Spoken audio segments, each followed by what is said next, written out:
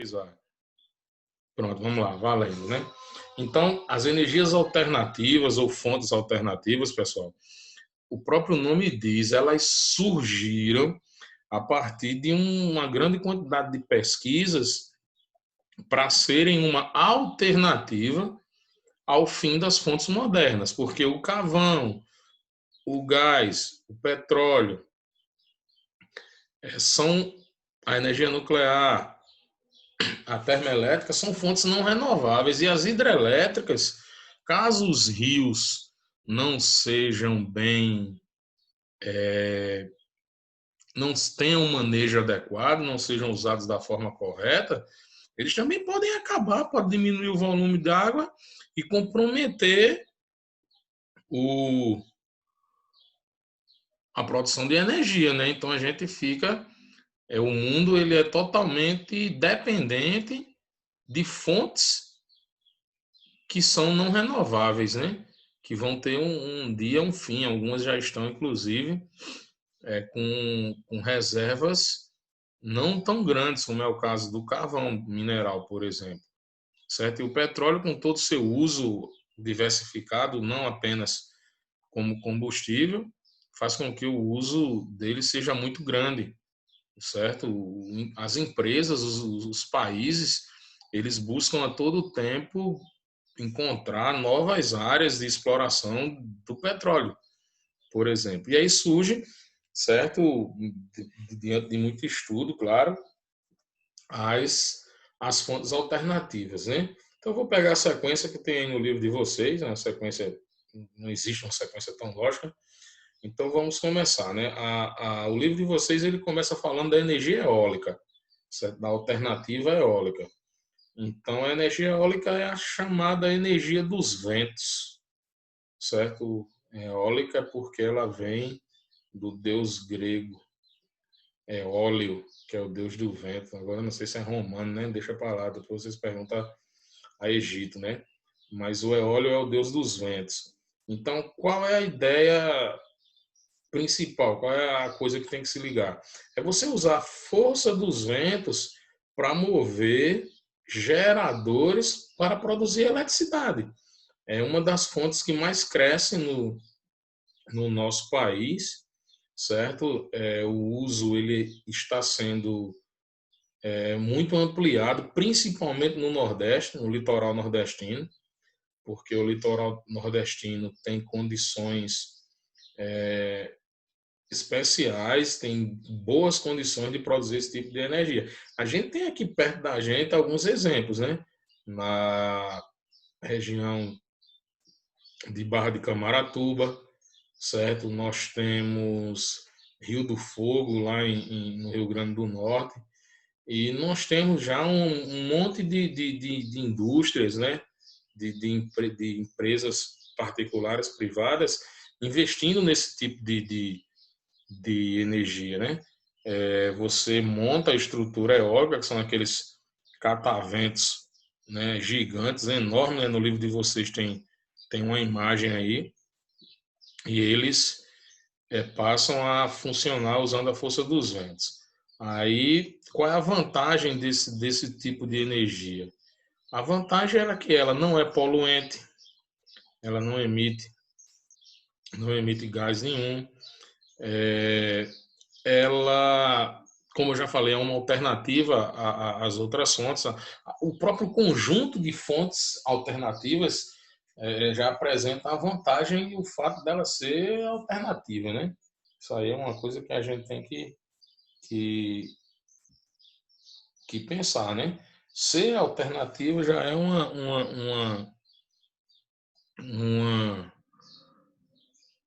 uma vantagem.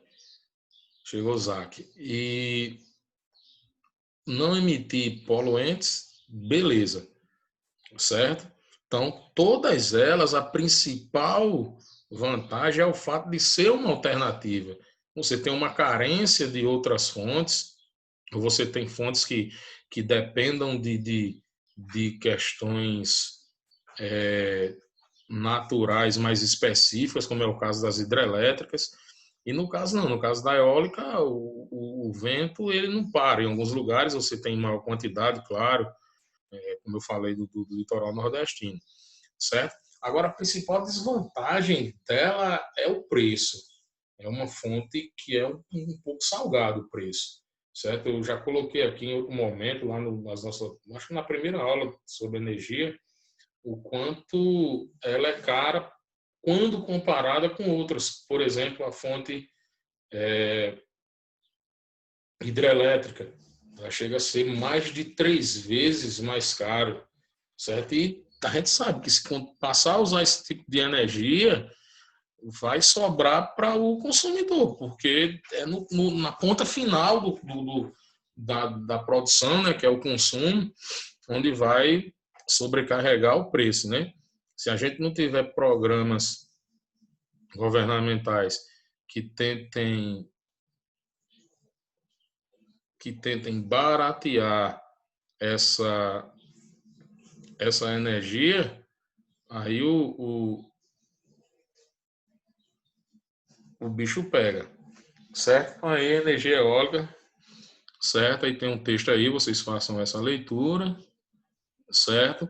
Aí a gente tem aí um mapa mostrando o potencial eólico brasileiro, então você vê a parte litorânea sendo destaque nessa geração desse tipo de energia, ok? A imagem aí é de um parque eólico em Parnaíba, no litoral do estado do Piauí, certo? Então vamos para a segunda fonte. A segunda fonte de hoje, alternativa, é a energia fotovoltaica, certo? Fotovoltaica. E essa energia fotovoltaica é aquela que a galera chama popularmente de energia solar, certo? Que é o princípio que a gente observou na termoelétrica e na termonuclear, que é o princípio do aquecimento, né? Nesse caso, hoje não se usa mais água não na energia solar, são fluidos especiais, é uma tecnologia muito avançada de produção de energia eólica. Alguns países produzem muita energia solar. Certo? Estados Unidos, França produz bastante. Estados Unidos é um dos principais produtores. Israel tem tecnologia espetacular. O Brasil cresce muito, né? Só que a gente vem crescendo a energia solar por iniciativa privada, certo? Algumas empresas, indústrias, residências cresce muito residência, condomínio, a galera usando energia solar, né? Você hoje tem até financiamento de bancos privados e bancos públicos para esse tipo de investimento. É um empreendimento bom porque você corta a sua dependência com a sua agência de energia. No nosso caso, por exemplo, se você colocar uma central solar na sua casa, você não paga mais a sua conta de energia lá na Energisa. Você não é obrigado, o cidadão, ele não é obrigado a ter na sua casa energia, não, ou água, não, se ele quiser. Certo? Então você põe a central, parcela lá no banco, os planos são bem interessantes e você manda a Energisa pastar e não paga mais conta a ela. Isso é a vantagem. Certo? Nesse caso, a energia solar também, e você ainda pode vender energia para eles, certo? Porque só quem pode passar energia para o consumidor por questão de contrato, né, pela licença, é a Energisa. Você não pode produzir energia e vender para o seu vizinho, por exemplo, certo? Você seria obrigado a fazer um contrato aí com a Energisa. Então, se você produzir energia mais do que o que você usa, você ainda pode ter uma renda, você pode ter uma, uma venda de energia para a Energisa, porque ela faz muito isso, inclusive prefere fazer. Então, você tem a energia solar no Brasil como uma grande sacada, uma grande alternativa pelas características naturais em relação à questão da energia solar que nós temos aqui no país, né? O Brasil é um país tropical, um país onde a incidência de energia solar é muito grande, tá entendendo? É uma coisa que você poderia usar em qualquer parte do país. Se você observar esse mapa que eu falei aí da energia eólica, você vê que na região amazônica, nas áreas centrais do Brasil, você tem pouco vento para produzir energia. É um tipo de energia que não daria certo nessas áreas mais centrais e na região amazônica, por exemplo. Mas a energia solar, não. Na Amazônia, aí é que você ia produzir mesmo. A região equatorial, a gente viu isso lá em clima, a incidência de energia solar é enorme. Então, é uma alternativa. Inclusive, as críticas à construção de Belo Monte, né, umas delas era porque você tem outras formas de se produzir energia na região amazônica, principalmente a solar, certo? Então, as vantagens são praticamente a mesma. O fato dela ser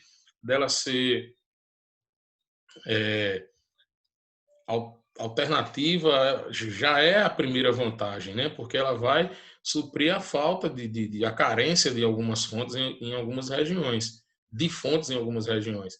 E aí você tem aqui no Brasil a insolação que é muito grande, certo? Então dá para ser utilizado muito, dá para ser explorado muito esse tipo de energia. Não emite gases poluentes, é renovável, certo?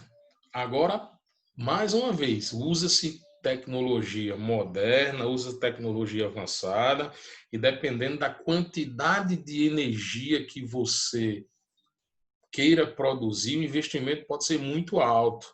Então, por isso que eu falei lá no início que a energia solar ela começa a caminhar no Brasil a passos curtos e lentos, mas esses passos curtos e lentos está acontecendo pela iniciativa privada.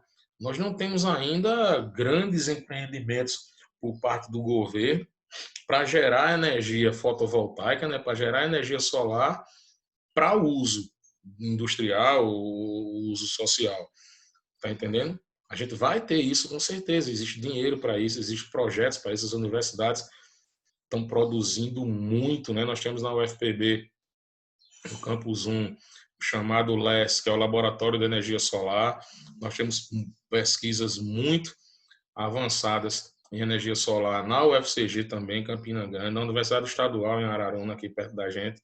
Então, a gente tem uma série de projetos que, se quiser soltar um investimento, vai ter geração de energia, ou seja, futuramente nós vamos ter alguns parques de energia solar aqui no Brasil, coisa que a gente já vê em outros países, né? Alguns eu já citei aqui, os Estados Unidos, por exemplo, Israel, eles já usam áreas enormes para geração de energia solar.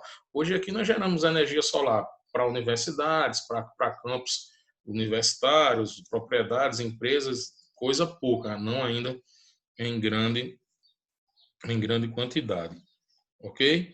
Aí vamos lá. Próximo ponto, a energia da biomassa. Aí o Brasil entra como o principal país do mundo na produção de energia de fontes da biomassa. O que seriam essas fontes da biomassa?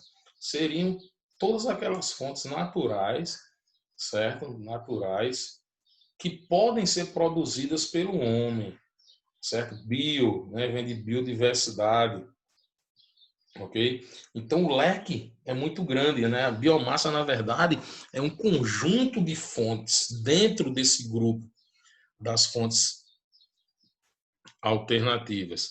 Então, vou pegar aqui um exemplo de uma fonte da biomassa, o carvão vegetal. O carvão vegetal é uma fonte da biomassa. Tem o seu nível de poluição, é notável isso, e tem os riscos da exploração de madeira nativa para produzir carvão. Né? O carvão vegetal, se ele for é, é, é,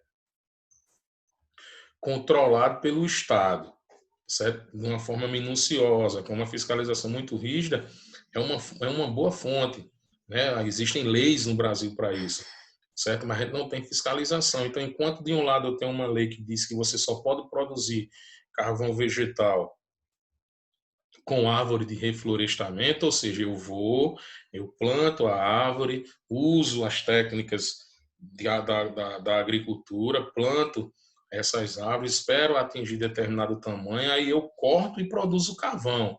certo? Inclusive, é o chamado carvão legal, certo? Aí, beleza. Porém, eu tenho um problema com a caatinga, eu tenho um problema com o cerrado, eu tenho um problema com a região amazônica, onde existe uma grande quantidade de carvoarias clandestinas produzindo carvão com árvores nativas.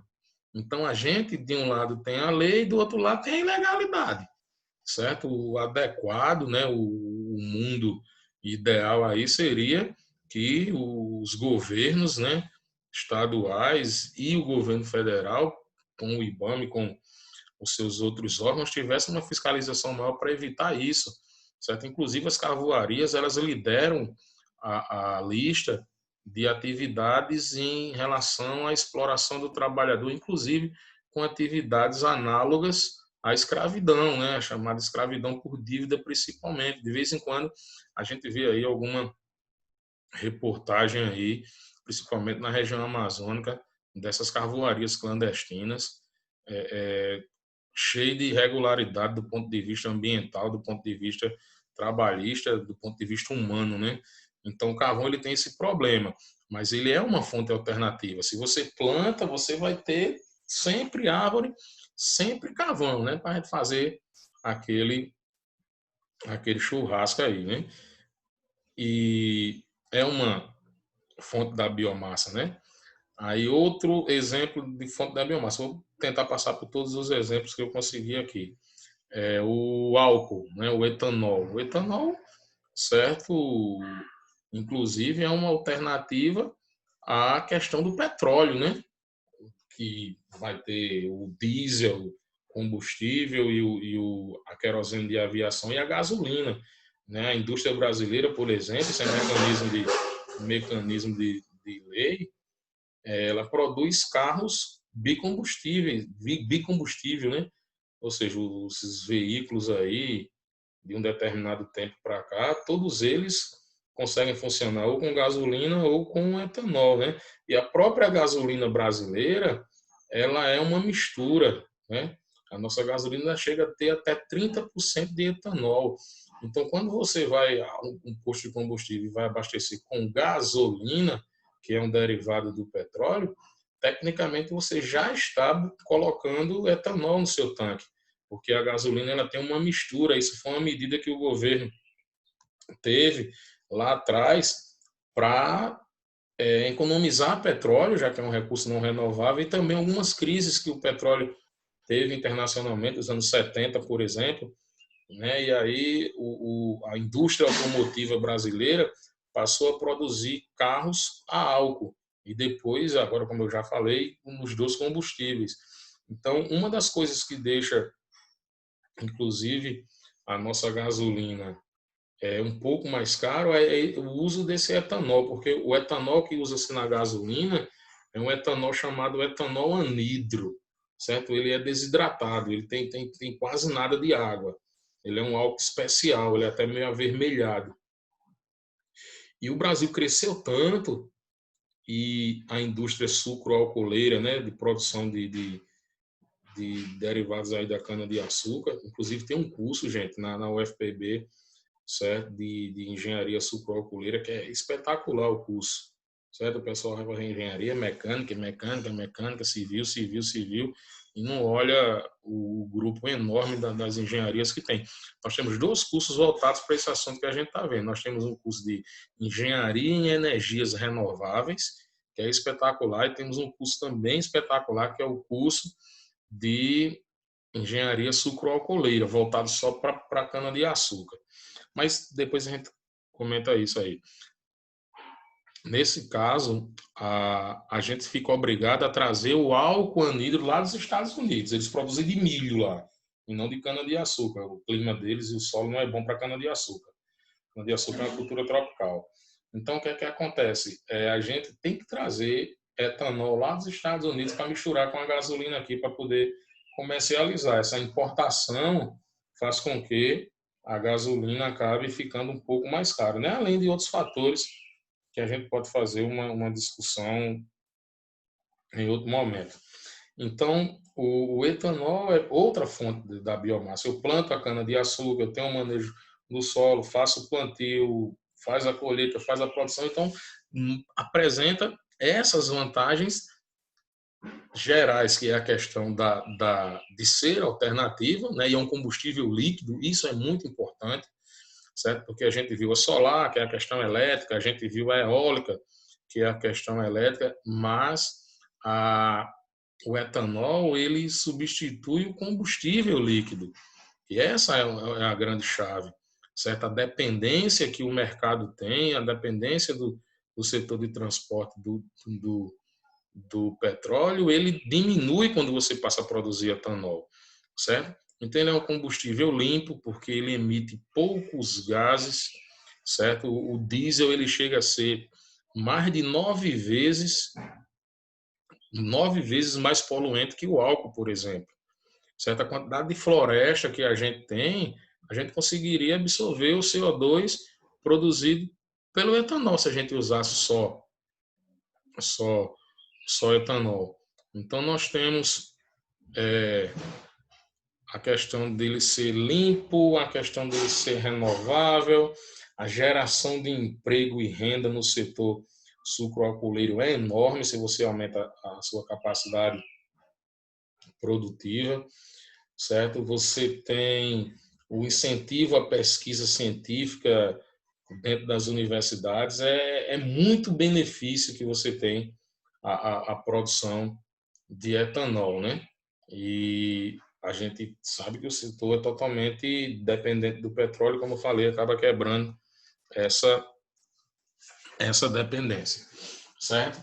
Então, outro exemplo da biomassa, certo? Além do carvão vegetal e do etanol, né? É o biogás. O biogás para geração de energia elétrica é uma coisa muito interessante, né? Por quê? Porque você vai produzir a partir de compostos orgânicos, a partir de compostos orgânicos, certo? Você vai ter um reaproveitamento de compostos orgânicos, sobra da indústria alimentícia, certo? O lixo orgânico,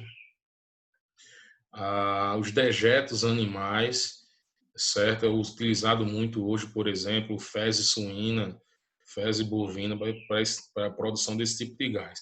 O biogás, na verdade, ele é o gás metano, né, gente? Ele é o CH4, né? Ele é produzido a partir da decomposição da matéria orgânica. E aí você vai ter um equipamento chamado biodigestor, certo? Essa máquina, o biodigestor, ele vai receber esses compostos orgânicos e vai acelerar a decomposição dele. Nessa decomposição é liberado o gás metano, que é canalizado, e esse gás vai fazer geradores funcionarem, aquele princípio que a gente viu lá na hidrelétrica, lá na termoelétrica, lá na termonuclear. É fazer o gerador funcionar para que ele passe a gerar energia elétrica. Então, você tem muito hoje esse tipo de produção em propriedades rurais, porque eles têm a matéria para produzir, certo? Você tem esses grandes frigoríficos, essas grandes marcas aí, certo? Quase todos eles têm biodigestores produzindo energia elétrica o tempo todo, porque economiza, cara, certo? A indústria ela consome muita energia elétrica. Então, se você tem a criação de porcos, frigorífico suíno, e você usa as fezes para produzir energia elétrica, além de ser uma atividade sustentável, certo? Que você está produzindo a partir dos seus dejetos orgânicos, você, além de estar contribuindo para a questão do meio ambiente, por ser uma atividade sustentável, gerar produção de renda conciliando com conservação e preservação ambiental, você tem uma economia enorme. Você pega um frigorífico desse, a conta de energia é enorme, certo? Milhares de reais a conta de energia de uma empresa dessa. Então, se você tem como produzir parte de sua energia, e quem sabe, dependendo do tamanho da indústria, dependendo da quantidade de lixo que você produza, você pode produzir até toda a sua energia com biodigestores, certo? E aí a economia, a lucratividade é enorme, ok? Muito obrigado, meu amor. Que é assim, rapaz.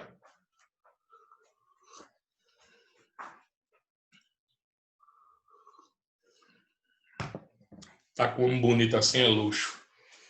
Então, o que é que acontece? Eita, chegou aquele negócio que eu não gosto. 10 minutos falta. Mas vamos lá. Então, o que é que acontece? Se você cria mecanismos de produção de eletricidade, no final do ano a economia é enorme. Existe, para você ter ideia, existem setores dentro dessas empresas para cuidar só disso, para cuidar da economia, principalmente de energia. O cara vai contratar um engenheiro eletricista só para mexer com isso.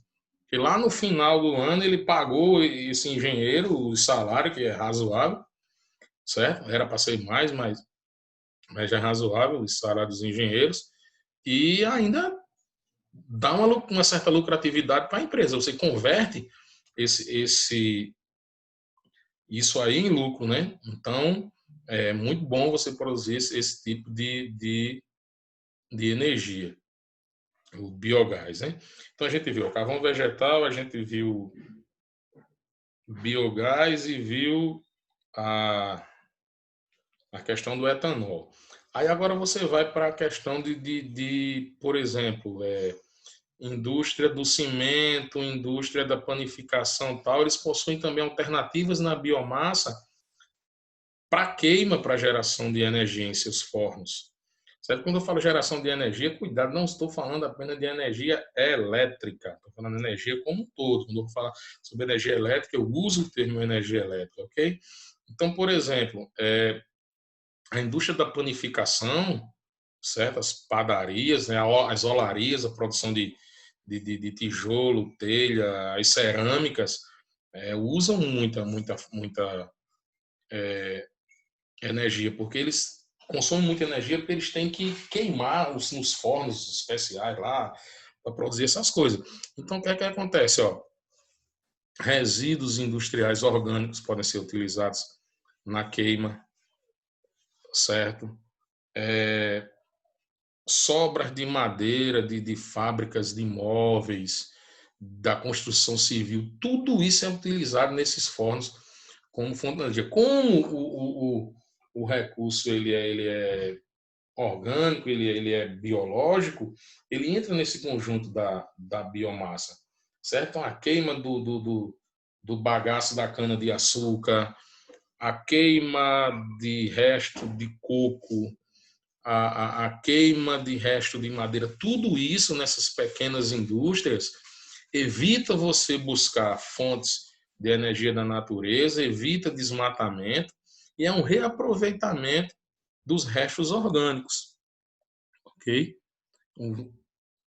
O, o reaproveitamento desses restos orgânicos é muito comum você ver isso em empresas de pequeno porte e de médio porte. As usinas fazem isso há muito tempo, de usar o bagaço da cana como fonte de energia na própria empresa. O José Lins do Rego,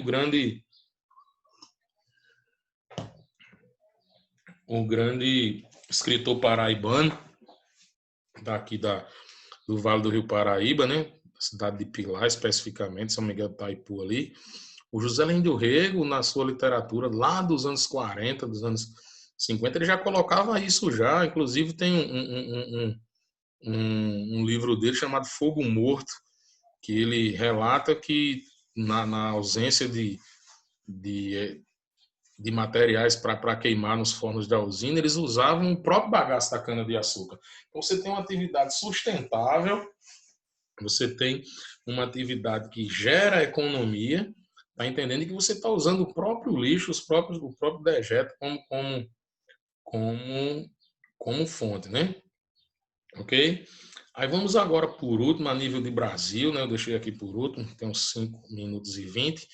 É o biodiesel, né? Esse aí é a gota serena mesmo da biomassa. Por quê? O Brasil ele tem toda uma estrutura natural de solo, de clima e de espaço para produzir esses gêneros que estamos discutindo aqui agora. O Brasil é o país do mundo, como eu falei antes, que tem a maior capacidade de produção de energia verde. Essa energia verde, a cor verde, fazendo uma referência à natureza. O Brasil é apelidado no setor mundial energético, né, recebeu o nome à época de Arábia Verde. Por quê? Na época, a Arábia Saudita tinha as maiores reservas de petróleo do mundo. Hoje, quem tem as maiores reservas de petróleo é a Venezuela. Certo? Foram descobertas uma série de áreas lá, e muito petróleo mesmo. Mas antes, é a Arábia Saudita. E o Brasil recebe o apelido de Arábia Verde pela capacidade de produção de energia natural, de energia da biomassa que o Brasil tem condições de produzir. E o biodiesel, certo, que é um combustível líquido, ele tem tecnologia de ponta no Brasil, o desenvolvimento foi no Brasil, certas universidades brasileiras, inclusive as aqui da Paraíba, participaram, ainda participam de pesquisa na área do biodiesel, e o biodiesel, se o etanol resolve o problema dos veículos de pequeno porte, né, carros, motocicletas, o biodiesel resolve o problema do combustível de grande porte, certo? Resolve o problema dos transportes de grande porte. Por quê? Porque ele vai substituir o diesel, né, combustível derivado do petróleo. E o que é o biodiesel? O biodiesel, na verdade, ele é uma soma, né, uma mistura, vamos dizer assim, né, quimicamente falando. Ele é uma mistura de etanol, no nosso caso, produzido a partir da cana-de-açúcar, esse etanol, o álcool mesmo aí que a gente coloca no posto, com óleo vegetal.